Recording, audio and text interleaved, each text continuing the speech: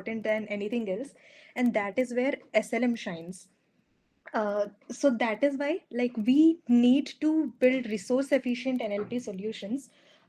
As I just said, efficiency is the most important thing. So that is why we will learn how to build resource efficient NLP solutions in today's session. Like, so this is how the agenda goes.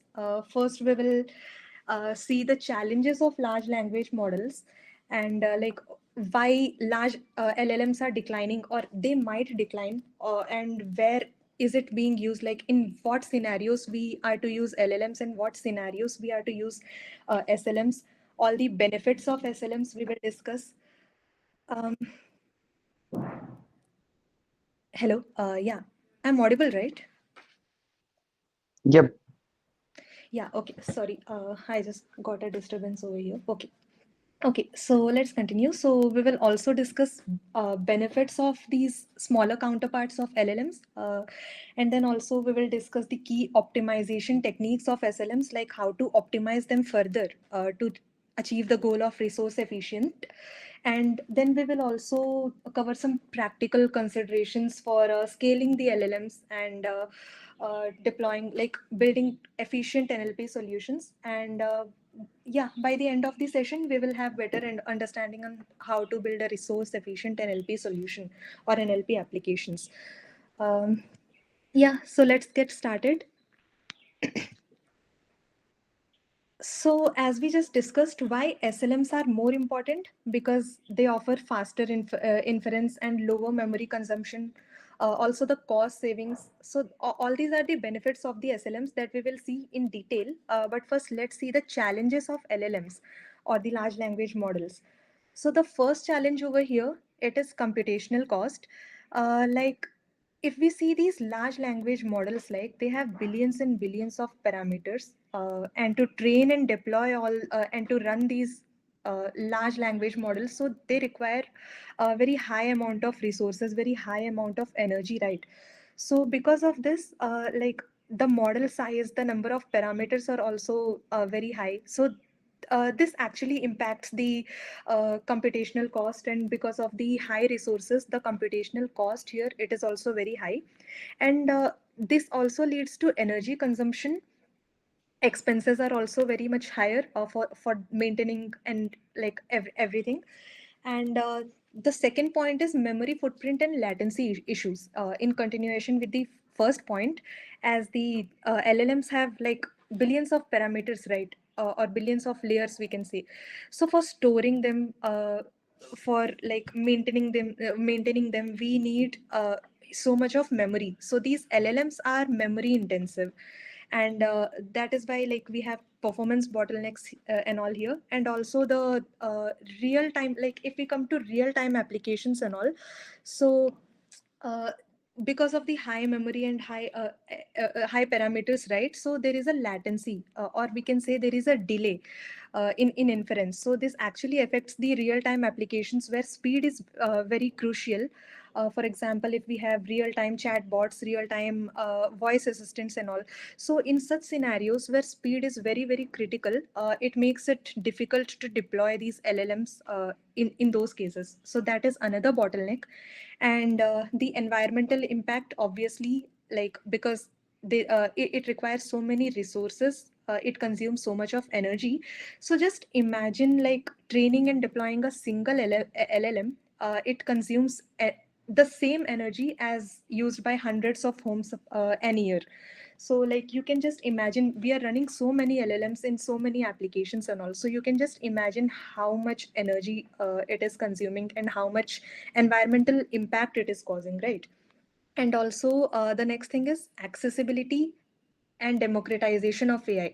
The term democratization, like we can say, it is not yet applicable in today's scenario, because we can say that because the cost of training deploying it is very much higher, so it actually creates a barrier to also the small organizations, for researchers, and also for normal people like you and me. Like just imagine if we have to run a model like chat GPT in our mobile phones, so we don't have that much of resource, that much of funding and everything, right? No resources, no power, like everything is a constraint, even funding is a constraint. So that is why this democratization word, it is not applicable as of now, because the accessibility, like it is not accessible for everyone, and it also hinders the innovation in this particular field. May I add some points here, Yeah, just yeah, sure. before you said? So Yeah, sure, I sure. think there was this in the case of this memory footprint and this latency issue. I think we must have seen like in I guess to yesterday or maybe day before yesterday, even ChatGPT actually got broken. It was like for around half an hour, the ChatGPT was not working, and I think the people who uses ChatGPT for like on daily basis or and actually hourly basis, they might have faced that issue. Yeah, yeah. And the second issue, this environmental impact. So actually, there is a controversy over this. Is about we must have heard like there is a LA fire that is going on. So so there is a controversy like that this Los Angeles fire is actually because of ChatGPT. So every prompt of ChatGPT that we enter, it takes around a bottle of water to give that response to the user. So that is one thing which is actually a kind of a environmental impact that we can see in a real time. So think of like if 100 billion user or 100 billion is actually too much, I can say. If it is like, let's just assume like 1 billion people are using ChatGPT every hour, how many water it is consuming to just make it available to those billions of people around the globe. So that is insane thing that we can think of. So Yeah, so just imagining this makes it very scary, because like people are like using these chat GPT and all the models for also for useless tasks without noticing the environmental issues and this huge impact it is causing. So like maybe they need to create some exactly, awareness and all. Yeah, so that is why like maybe this SLMs can be of huge help, because actually SLMs, they are defined as like models which actually have very fewer parameters compared to LLMs. So the thing is like in it doesn't consume 1 billion parameters as LLMs and all. So that, there are many advantages over here. They are designed to be more compact, they are designed to be more efficient, and we can also achieve the same impressive performance as we were achieving in with those LLMs, right? So we can say the efficiency, like the power, computational power consumed is very less for training and inference. So also the energy consumption is also less, so it gradually reduces the costs, maintenance costs and all the other costs. And we can also say that the because the size is small, because of the smaller size, the like inference time or the prediction times, we can say the inference time, it is actually faster in SLMs.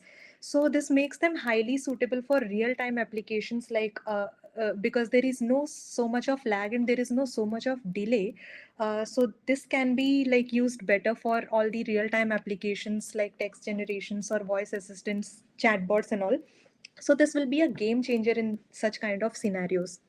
And also like resource friendliness, we can say it is ideal for deploying on resource constrained devices like our mobile phones and embedded systems or edge devices, where we can say the processing power is less, the memory is less. For example, as I just mentioned, we cannot run a model like chat gpt, like the original gpt model in our mobile phone, right? Because we don't have that much of memory, we don't have that much of processing power and anything.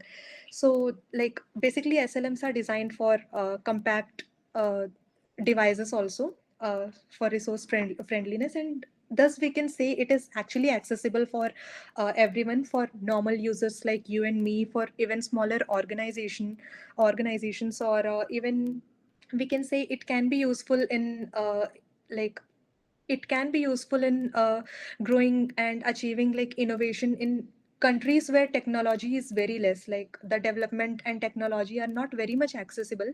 So there also these SLMs can be useful. So this is more like inclusive AI system, right? The democratization of AI, that word actually fits much better here in SLMs. So as like we were discussing, some companies and some organizations are running behind to implement SLM, but some have already implemented it. Like for example, Google has implemented this mobile BERT, and Hugging Face, it has launched this distill BERT for text classification and entity recognition and all. So we will just see that distill BERT example here today, and another real time examples are like for mobile phones, mobile applications, we can say on device translation or voice assistants or personalized recommendations we can use in this kind of environment. And also like edge devices in IoT or smart home devices like our Alexa, Siri, and all. They also need like that is also real time, right?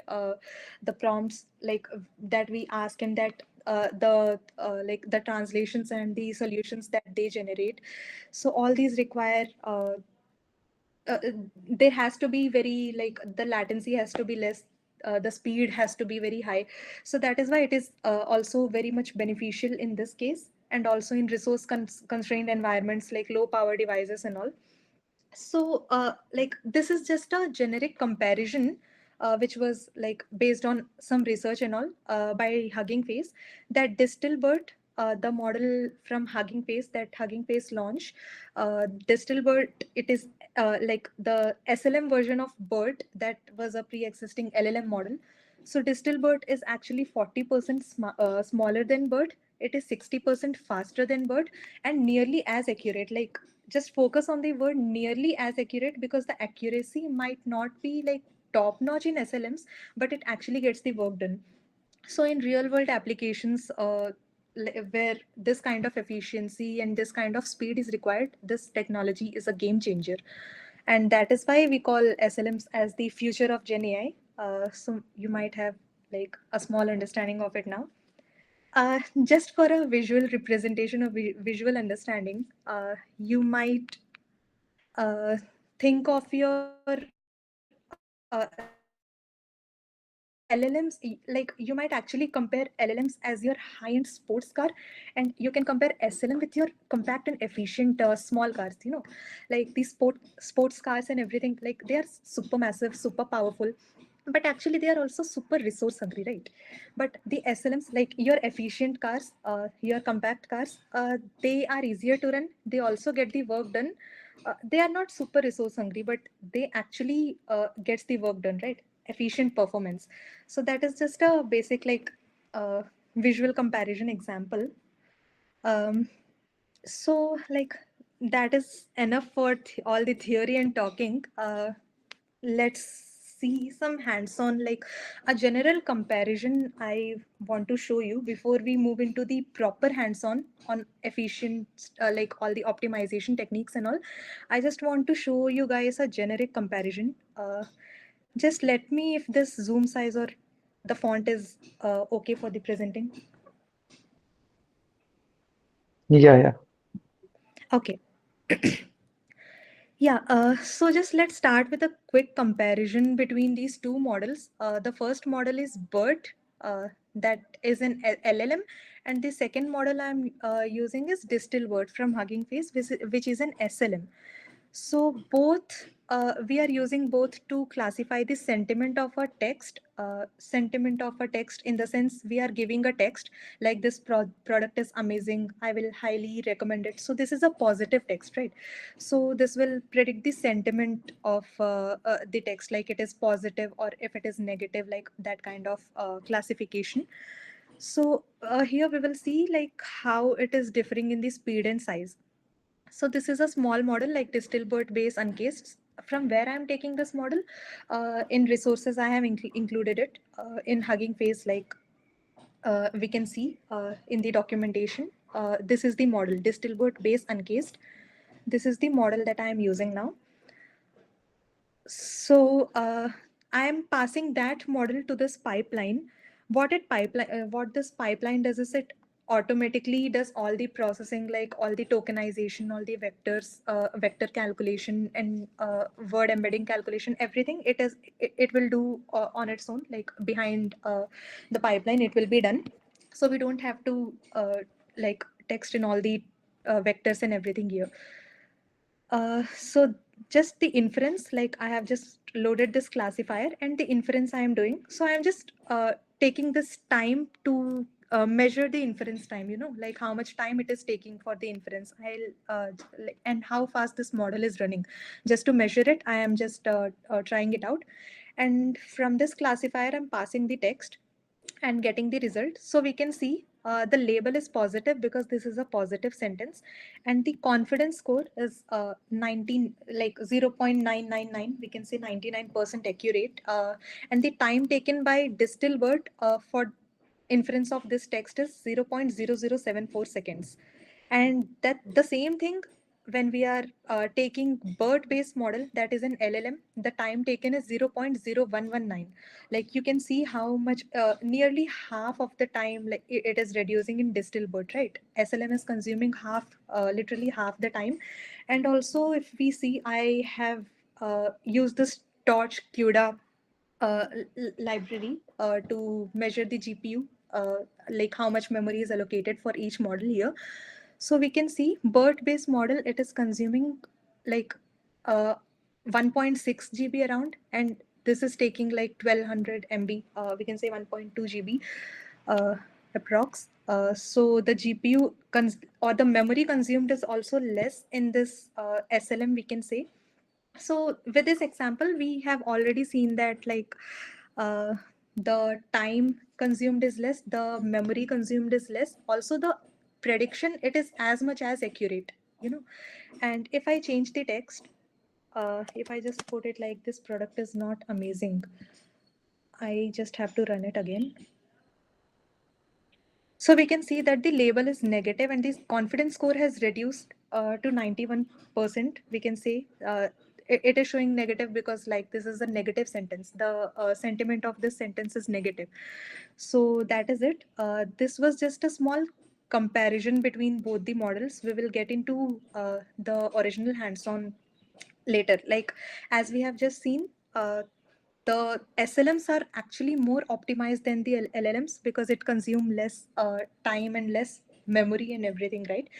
But like we can even enhance the SLM furthermore, and we can there are some terms like quantization, pruning, and knowledge distillation. So all these are used to like make the SLM even more efficient. So by hearing these terms, like these terms might seem very fancy, but the definition is very clear. Like, don't focus on the definition that is written here. I'll just explain it in simple words. So just imagine if you are going for a tour or some picnic, okay? So you are just like taking your luggage and you're packing your luggage, you're packing your suitcase. So you want to fit all of your clothes, but the suitcase capacity is less. So what will you do? Like you will just push all your clothes together, like you will just compress all the clothes together, right? Because you want to save the space, but you also need to pack everything. So that is what quantization is about. Quantization actually means compressing the model weights. Like initially the model weights are 32-bit floating point numbers, so we are just compressing it. We are just reducing the precision of that into 8-bit or even 4-bit integers. So that is it. Quantization means. So this also reduces the memory, like memory footprint, and it also reduces the model size. As model size is reduced, the time taken is also reduced. And the next one is pruning and sparsity.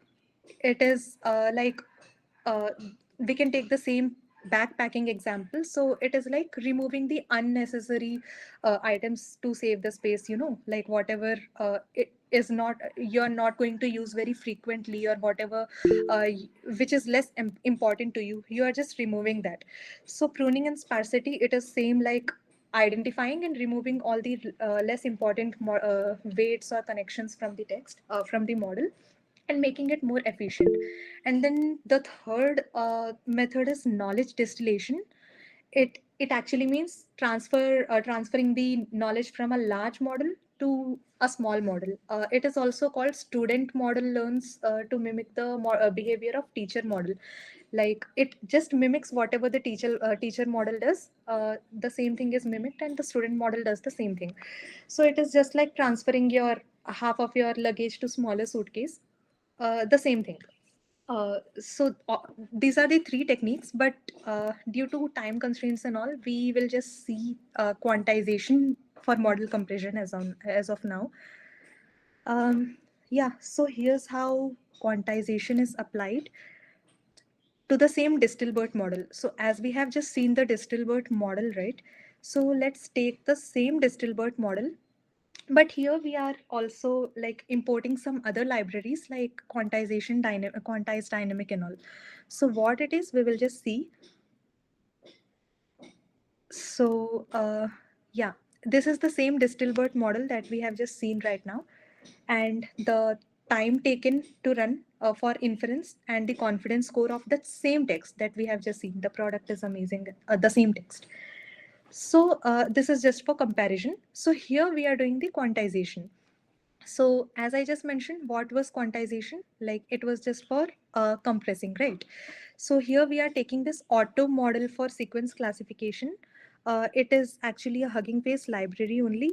It loads our Distilbert model, where like model name we are passing, that is our Distilbert model. So it actually takes our Distilbert model for the sequence classification task. That is what we are loading here, sequence classification. And also we are defining a tokenizer for the same. And now this quantized dynamic, the module which we have loaded here, this quantized dynamic actually, it dynamically quantizes the linear layers. So here I have defined linear, so it dynamically does everything. We don't have to specify like so much of layers and everything. We are using this quantized dynamic library to like do everything dynamically. And as I said, quantization is all about compressing. So here we are compressing it into 8-bit integer. As initially it was 32-bit floating point integer, we are just converting it into 8-bit integer. That is it. Like all the three lines of quantization, it is just about compression, right? Model compression. And then this is the inference, where we are just passing the text that we have defined for semantic for the classification. We are just passing the text in this tokenizer and getting the inputs. These inputs are actually raw format. So we are like processing that raw format text and getting the probabilities and getting the final confidence score. This is just for processing. So you can just notice here the confidence score in the original Distilbert model, it was like the precision is very higher, right? You can see 0.999877. Like the precision was very higher, but here you can see it is just we have converted it into like 8-bit integer, right? So now the precision is also lower, and we are also reducing the precision, and we are also compressing the model. So this is the output, and we can also see the time taken, right? Time taken by original SLM is zero point 0.1 seconds, but the time taken by quantized SLM, it is 0.03 seconds, like nearly 3 times it has reduced the time taken. And also, if I compare the size, I have just written a function to compare the size of original SLM as well as the compressed SLM. So we can see the size is also like nearly half of the size, model size is reduced, right? So guess this is actually very much helpful in scenarios with restricted resources and all, right? So that is the main advantage of SLM. uh, yeah, but even after all these things, like yeah, SLM is very friendly, SLM is very resource friendly, SLM is also great as we have just seen. But is SLM the right choice for everything? That actually depends on your use case, because as per the key takeaways, the SLM is actually resource efficient, so it is more practical for resource constrained environments and all. Uh, and quantization and pruning, using all these techniques, we can even we can optimize the model even further. But when it comes to precision and accuracy, right, in scenarios where precision and accuracy is very very critical for you, so in that case you need to use LLM. Or else, when accuracy, you're okay with like optimal accuracy, but speed and resource, everything is your main concern, then you can choose SLM. Okay, so that is the thing. Like wherever accuracy is important, you choose LLM, or else you can choose SLM. So that is it about SLMs. These are some resources where from where we have compiled everything, all the transformers that we need, and also the resources like differences and everything, some documentations, and we will share it with you guys. Uh, yeah. So any questions at the end?